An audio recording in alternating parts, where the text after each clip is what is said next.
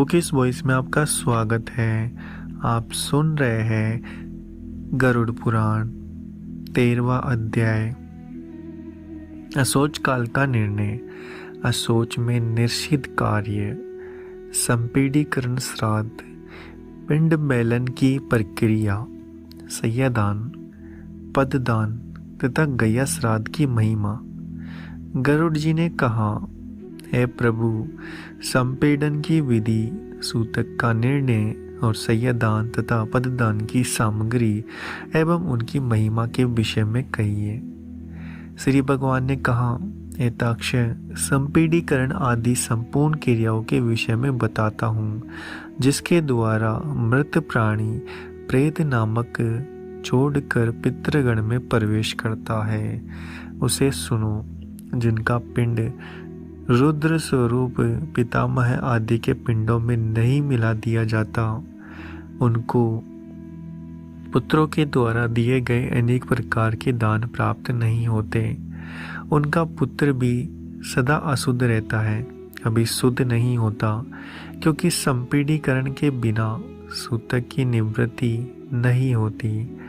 इसलिए पुत्र के द्वारा सूतक के अंत में संपीडन किया जाना चाहिए। मैं सभी के लिए सूत कांत का यथोचित काल कहूँगा। ब्राह्मण 10 दिन में, क्षत्रिय 12 दिन में, वैश्य 15 दिन और शूद्र 1 मास में शुद्ध होता है। प्रेत संबंधी सूतक में संपीडी 10 दिन में शुद्ध होते हैं। सकुल्या 3 रात में शुद्ध होते हैं। गोत्रज स्नान मात्र से शुद्ध हो जाते हैं। चौथी पीढ़ी तक के बांधव 10 रात में, 5वीं पीढ़ी के लोग 6 रात में, 6ठी पीढ़ी के 4 दिन में और 7वीं पीढ़ी के 3 दिन में, 8वीं पीढ़ी के 1 दिन में, 9वीं पीढ़ी के 2 प्रहर में, 10वीं पीढ़ी के लोग स्नान मात्र से, मरण शौच और जनना शौच से शुद्ध हो जाते हैं। देशांतर में गया हुआ कोई व्यक्ति अपने कुल के जनन शौच या मरण शौच के विषय का समाचार 10 दिन के अंदर सुनता है, तो 10 रात्रि बीतने में जितना समय शेष रहता है, उतने समय के लिए उसे शौच रहता है। 10 दिन बीत जाने के बाद 3 रात तक शौच रहता है। संवत्सर बीत जाने पर समाचार मिले तो स्नान मात्र से शुद्धि हो जाती है। मरण शौच के आदि के 2 भागों के बीतने के पूर्व यदि कोई दूसरा अशौच आ पड़े तो आद्य अशौच की निवृत्ति के साथ ही दूसरे अशौच की निवृत्ति हो जाती है। किसी बालक की दांत निकलने तक, मृत्यु होने पर, सद्य चूड़ाकरण के हो जाने पर 1 रात, प्रतिबंध होने पर 3 रात और मृत बंध के पश्चात मृत्यु होने पर 10 रात का अशौच होता है। जब किसी भी वर्ण की कन्या की मृत्यु जन्म से लेकर 27 मास की अवस्था तक हो जाए तो सभी वर्णों में समान रूप से सत्य अशौच की निवृत्ति होती है। इसके बाद वागदान पर्यंत 1 दिन का और इसके बाद अथवा बिना वागदान के सयानी कन्याओं की मृत्यु होने पर 3 रात्रि का अशौच होता है। यह निश्चित है। वागदान के अनंतर कन्या की मृत्यु होने पर पितृकुल और वरकुल दोनों को 3 दिन का तथा कन्यादान हो जाने पर केवल पति ही कुल में अशौच होता है।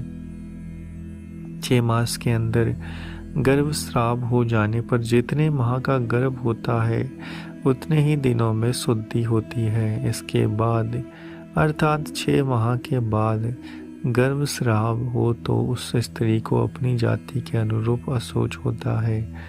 गर्भपात होने पर संपीड की सद्य स्नानोत्तर शुद्धि हो जाती है। कलयुग में जनना शौच और मरण शौच से सभी वर्णों की 10 दिन में शुद्धि हो जाती है, ऐसा शास्त्र का निर्णय है। मरण शौच में आशीर्वाद, देव पूजा, प्रत्युत्थान, अभिवादन, पलंग पर शयन अथवा किसी अन्य का स्पर्श नहीं करना चाहिए। इस प्रकार मरणा शौच में संध्या दान, जप, होम, स्वाध्याय, पितृतर्पण, ब्राह्मण भोज एवं व्रत नहीं करना चाहिए। जो व्यक्ति सूतक में नित्य नैमित्तिक अथवा काम्य कर्म करता है उसके द्वारा पहले किए गए नित्य नैमित्तिक आदि कर्म विनष्ट हो जाते हैं।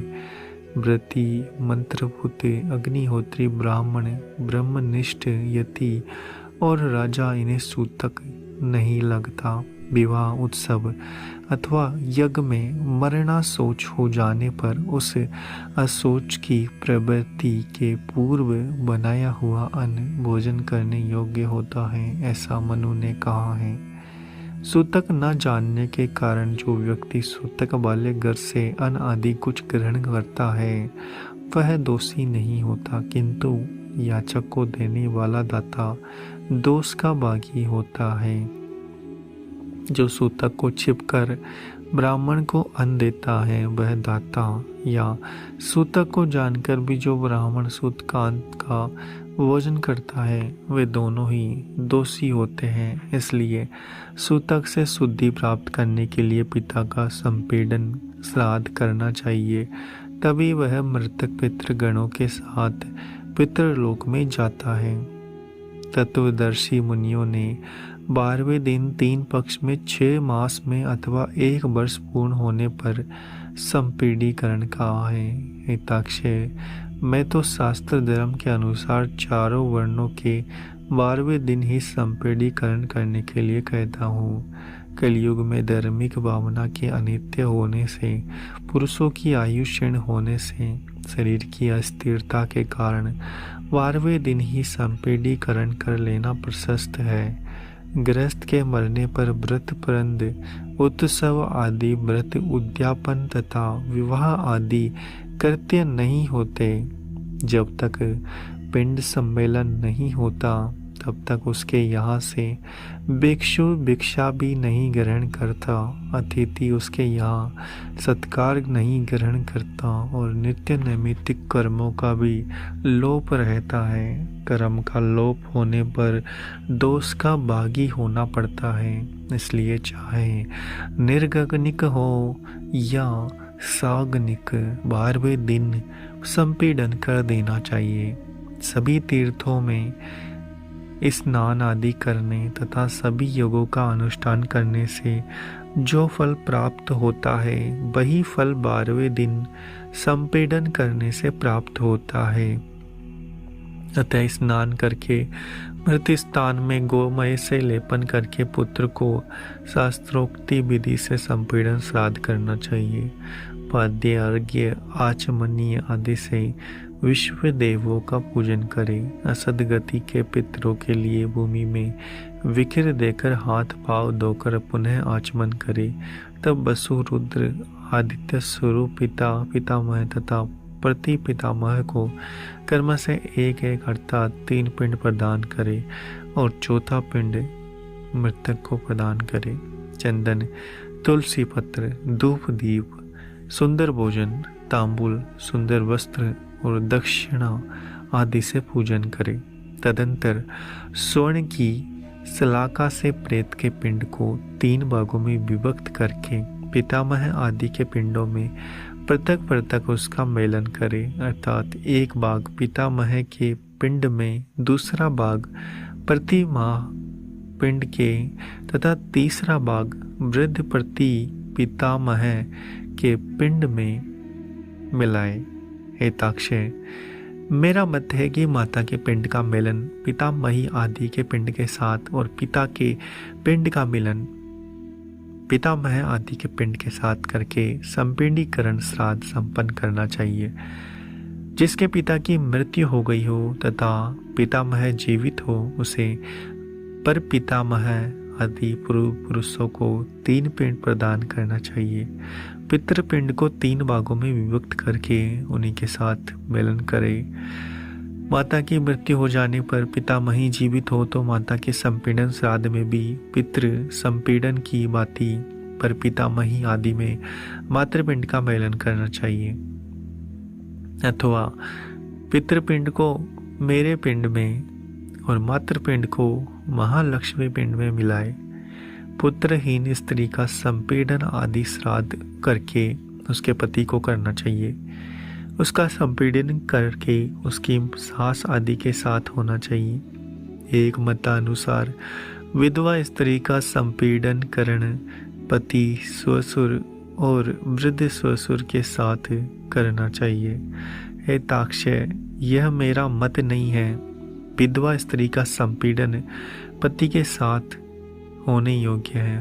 हे काश्यप, यदि पति और पत्नी एक ही चिता पर आरूढ़ हुए हो तो तृण को बीच में रखकर सुरा आदि के पिंड के साथ स्त्री के पिंड का मेलन करना चाहिए। एक चिता पर दाह संस्कार किए जाने पर एक ही पुत्र पहले पिता के उद्देश्य से पिंडदान करके स्नान करे, तदंतर अपनी सती माता का पिंडदान करके पुनः स्नान करे। यदि 10 दिन के अंतर्गत किसी सती ने अग्नि प्रवेश किया है तो उसका सैयादान और संपीड़न आदि करते उसी दिन करना चाहिए जिस दिन पति का किया जाए। है गरुड़, संपीडीकरण करके अनंतर पितरों का तर्पण करे और इस क्रिया में वेद मंत्रों से समन्वित स्वदार कारक का उच्चारण करे। इसके पश्चात अतिथि को भोजन कराए, अंतकार प्रदान करे। ऐसा करने से पितर, मुनिगण, देवता, दानव तृप्त होते हैं। भिक्षा 1 ग्रास के बराबर होती है, पुष्कल 4 ग्रास के बराबर होता है और 4 पुष्कलों का 1 अंतकार होता है। संपीडीकरण में ब्राह्मणों के चरणों की पूजा चंदन अक्षत से करनी चाहिए। पितरों की अक्षय तृप्ति के लिए ब्राह्मण को दान देना चाहिए। वर्ष भर जीविका का निर्वाह करने योग्य घृत, अन्न, स्वर्ण, रजत, सुंदर, गो, अश्व, गज, रथ और भूमि का आचार्य को दान करना चाहिए। इसके बाद स्वस्ति वाचन पूर्वक मंत्रों से कुमकुम, अक्षत, नैवेद्य आदि के द्वारा ग्रहों, देवी और विनय की पूजा करनी चाहिए। इसके बाद आचार्य मंत्र उच्चारण करते हुए अभिषेक करे, हाथ में रक्षा सूत्र बांधकर मंत्र से पवित्र अक्षत प्रदान करे। तदंतर विविध प्रकार के सुस्वादु मिष्टानों से ब्राह्मणों को भोजन कराए और फिर दक्षिणा सहित अन्न एवं जल युक्त 12 घट प्रदान करे। तदंतर ब्राह्मण आदि को वर्ण कर्म से क्रमशः जल, शस्त्र, कोड़े और डंडे का स्पर्श करना चाहिए। अर्थात ब्राह्मण जल का, क्षत्रिय शस्त्र का, वैश्य कोड़े का, शूद्र डंडे का स्पर्श करे। ऐसा करने से वे शुद्ध हो जाते हैं। इस प्रकार संपीड़न श्राद्ध करके क्रिया करते समय पहने गए वस्त्रों का त्याग कर दे। इसके बाद श्वेत वर्ण के वस्त्र को धारण करके सैयादान करे। इंद्र सहित सभी देवता सैयादान की प्रशंसा करते हैं। अतः मृतक के उद्देश्य से उसकी मृत्यु के बाद अथवा जीवन काल में भी सैयद प्रदान करनी चाहिए। सैया सुदृढ़ काष्ठ की सुंदर विचित्र चित्रों से चित्रित दृढ़ रेशमी सूत्रों से बिनी हुई तथा स्वर्ण पत्रों से अलंकृत हो। श्वेत रुई के गद्दे, सुंदर तकिए, चादर से युक्त हो, पुष्प, गंध आदि द्रव्यों से सुबासित हो, वह सुंदर बंधनों से बलिवाती बंधी हुई हो और पर्याप्त विशाल हो तथा सुख प्रदान करने वाली हो। ऐसी सैया को बनाकर आस्तरण युक्त भूमि पर रखे। उस सैया के चारों ओर छाता, चांदी का दीपाल्य, चंबर, आसन और पात्र, भृंगार, करक, दर्पण, 5 रंगों वाला चंदवा तथा शयनोपयोगी तथा सभी सामग्रियों को यथास्थान स्थापित करे। उस सैया के ऊपर सभी प्रकार के आभूषण, आयुध तथा वस्त्र से युक्त स्वर्ण की श्री लक्ष्मी नारायण की मूर्ति स्थापित करे। सौभाग्यवती स्त्री के लिए दी जाने वाली सैया के साथ पूर्वोक्त वस्तुओं के अतिरिक्त कजल, महावर, कुमकुम, स्त्रियोचित वस्त्र आभूषण, सौभाग्य द्रव्य आदि सब कुछ प्रदान करे। तदंतर स्वयं पत्नीक ब्राह्मण को गंध पुष्प आदि से अलंकृत करके ब्राह्मणी को कर्ण वारण, अंगुलीयक और सोने के कंठ सूत्र से विभूषित करे। उसके बाद ब्राह्मण को सापा, दुपट्टा, कुर्ता पहनाकर श्री लक्ष्मी नारायण के आगे सुख सैया पर बैठाए।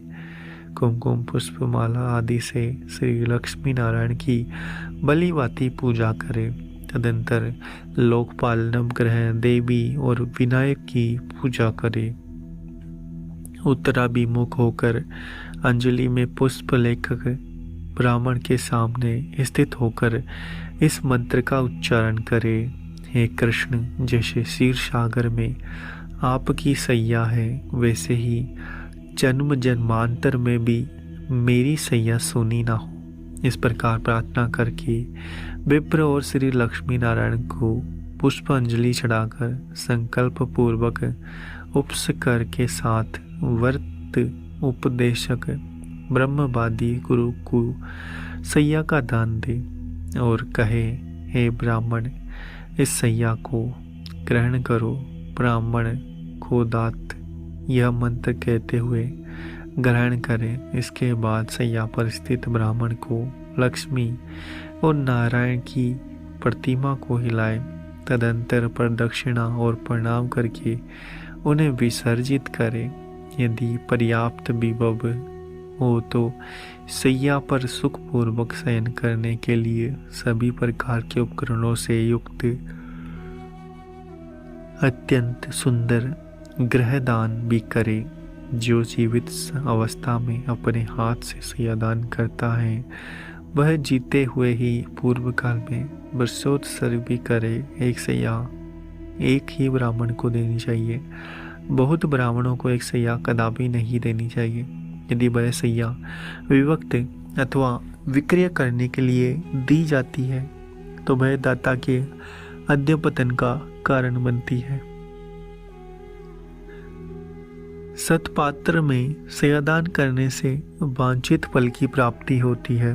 पिता तथा दान देने वाला पुत्र दोनों इस लोक और परलोक में सुखी होते हैं। सैयादान के प्रताप से दाता दिव्य इंद्रलोक में अथवा सूर्य पुत्र यम के लोक में पहुंचता है, इसमें संशय नहीं है।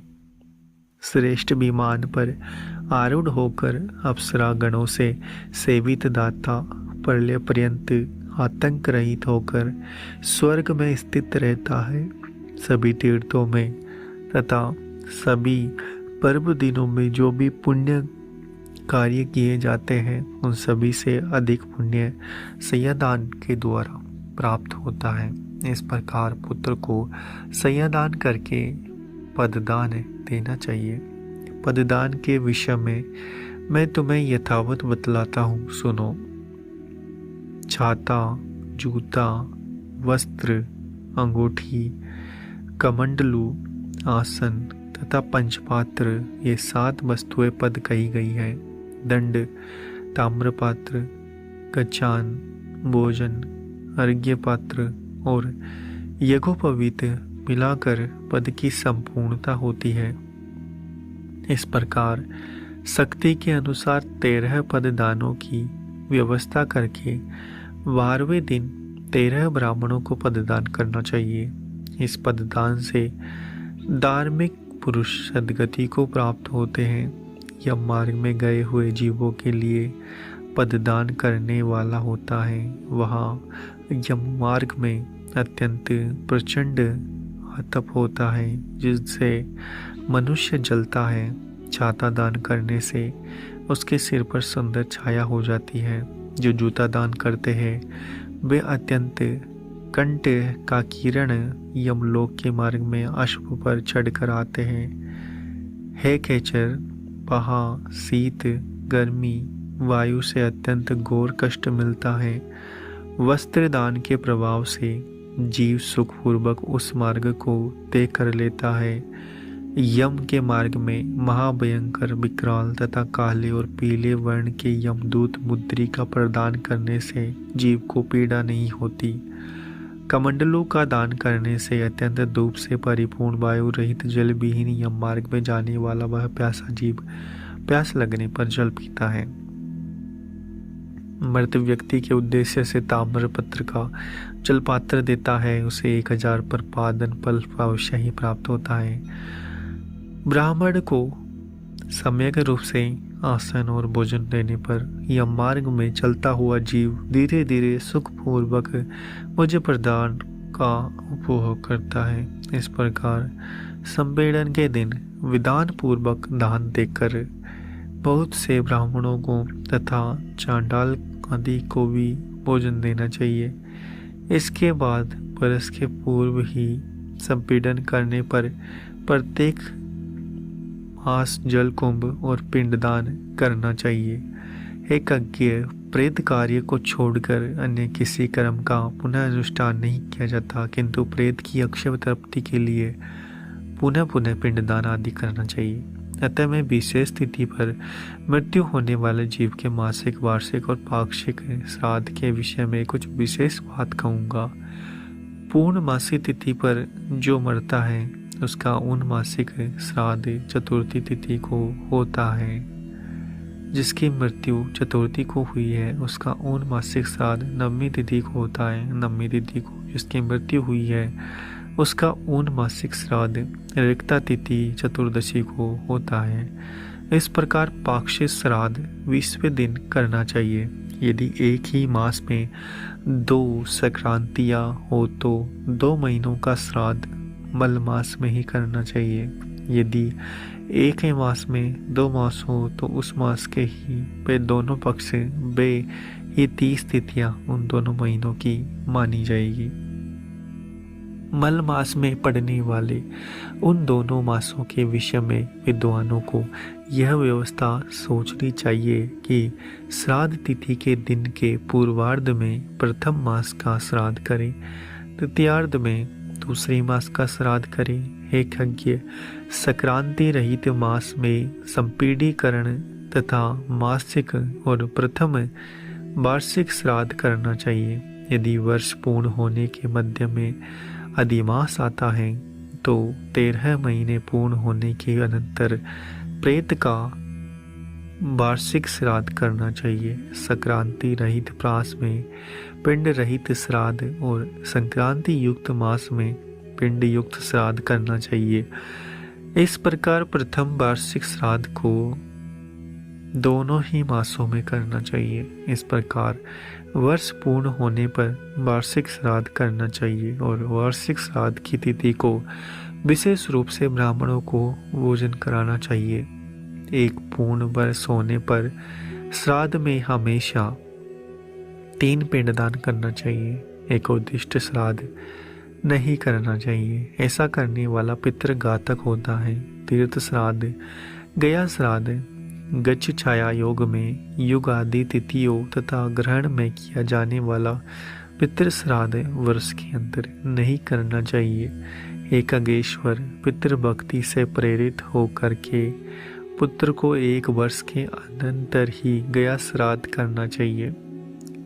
गया श्राद्ध करने से पितृ भवसागर से मुक्त हो जाते हैं और भगवान गदाधर की कृपा से वे परम गति को प्राप्त होते हैं। गया के विष्णु पद तीर्थ में तुलसी की मंजरी से भगवान विष्णु की पादुका का पूजन करना चाहिए।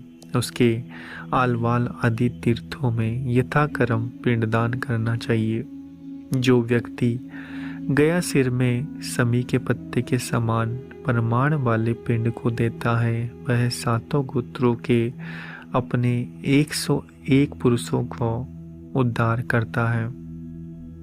कुल को आनंदित करने वाला जो पुत्र गया में जाकर श्राद्ध करता है पितरों को तुष्टि देने के कारण उसका जन्म सफल हो जाता है। हे खगेश्वर, यह सुना जाता है कि देव पितरों ने मनु के पुत्र इक्ष्वाकु को कलापवान में यह कथा सुनाई थी।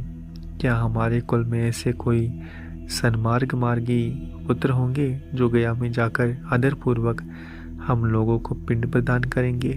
हेताक्षय, इस प्रकार जो पुत्र पितरों की आमुष्मिक क्रिया करता है वह सुखी होकर कौशिक के पुत्रों की भांति मुक्त हो जाता है। हेताक्षय, भारद्वाज के 7 पुत्र गोवध करके भी 7 जन्म परंपराओं को भोग करके पितरों के प्रसाद से मुक्त हो गए। कौशिक के 7वें पुत्र के जन्म दशासरण देश में 7 व्याधों के रूप में उत्पन्न हुए थे। उसके बाद अगले जन्म में वे कालंजर पर्वत पर मृग के रूप में उत्पन्न हुए। फिर शारद द्वीप में चक्रवाक के रूप में उनकी उत्पत्ति हुई। अगले जन्म में मानसरोवर में हंस के रूप में उत्पन्न हुए।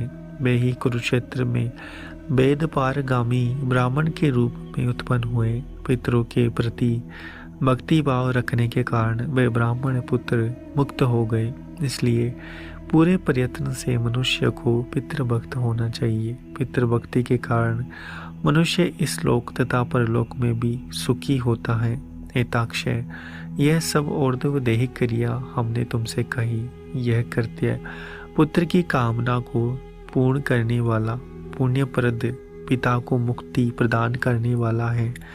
जो कोई निर्धन मनुष्य भी इस कथा को सुनता है वह भी पाप से मुक्त होकर दान का फल प्रदान करता है। जो मनुष्य मेरे द्वारा कहे गए श्राद्धों दानों को विधि पूर्वक करता है, गरुड़ पुराण की कथा को सुनता है, उसके फल को सुनो। पिता उसको सतपुत्र प्रदान करता है, पितामह उसे गोदन देता है, उसके पितामह उसे बहुविध धन संपत्ति प्रदान करते हैं। वृद्ध पर पितामह तृप्त होकर विपुल अन्न आदि प्रदान करते हैं। इस प्रकार श्राद्ध से तृप्त होकर सभी पितृ पुत्रों को वांछित फल देते हैं और धर्म मार्ग से धर्मराज के प्रसाद में जाकर वे धर्मराज की सभा में आदरपूर्वक विराजमान होते हैं। सूत जी ने कहा, इस प्रकार श्री विष्णु जी से और्ध्वदेहिक श्राद्ध दान आदि विषयक महात्म्य सुनकर गरुड़ जी को अपार हर्ष हुआ। इस प्रकार गरुड़ पुराण के अंतर्गत सारोद्धार में संपीड़न आदि सर्व कर्म निरूपण नामक 13वां अध्याय पूरा हुआ। उम्मीद है आपको हमारा ये प्रयास अच्छा लग रहा होगा। चैनल को सब्सक्राइब करें, वीडियो को लाइक और शेयर करना ना भूलें। मिलते हैं आपसे अगले एपिसोड में।